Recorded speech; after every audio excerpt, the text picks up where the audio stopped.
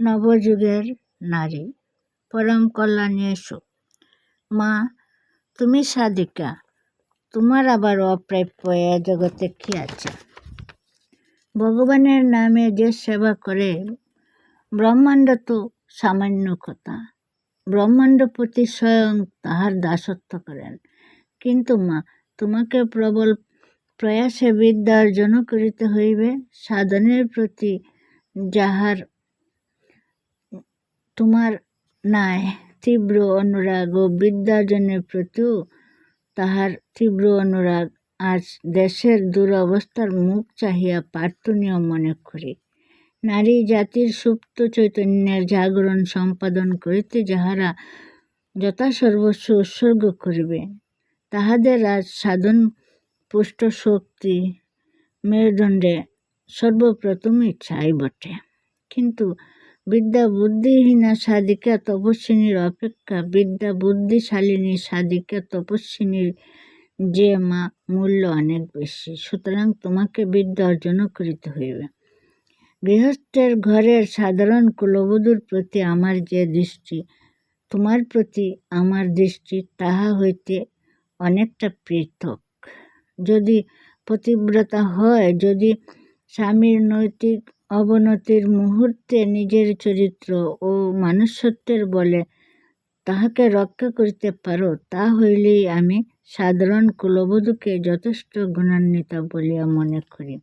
কিন্তু তোমার মধ্যে এই দুইটি মহৎ গুণের অতিরিক্ত আরও কিছু আমি প্রত্যাশা করি।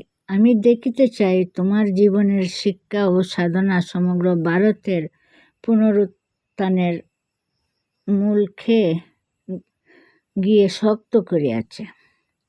আমি দেখিতে চাহি যে ভবিষ্যতের ভারতবর্ষ যে স্বর্ণ কিরীটিনী মহিমাময়ী মূর্তি পরিগ্রহ করিবে, তুমি তাহার ভিত্তি গড়িবার একখানা পাকাপুক্ত স্টক হইয়াছ।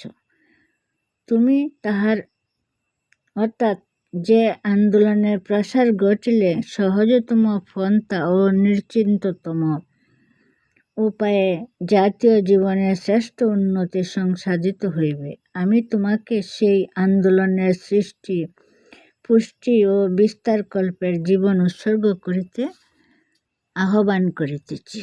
এই উৎসর্গ তোমাকে একাকী করিতে হইবে না।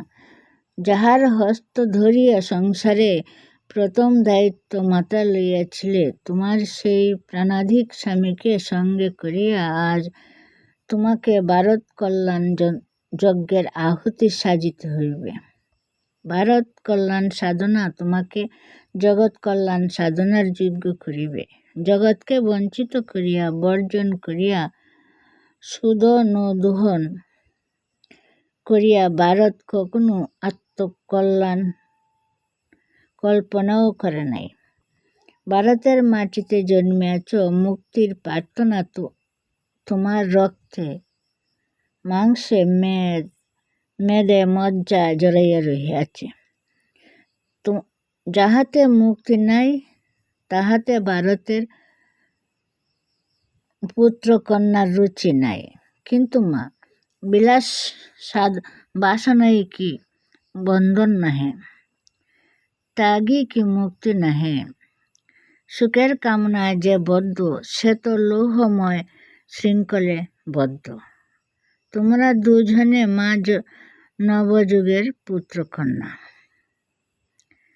তোমাদের জীবনের মধ্যে মুক্তিরই সুখাস্বাদ।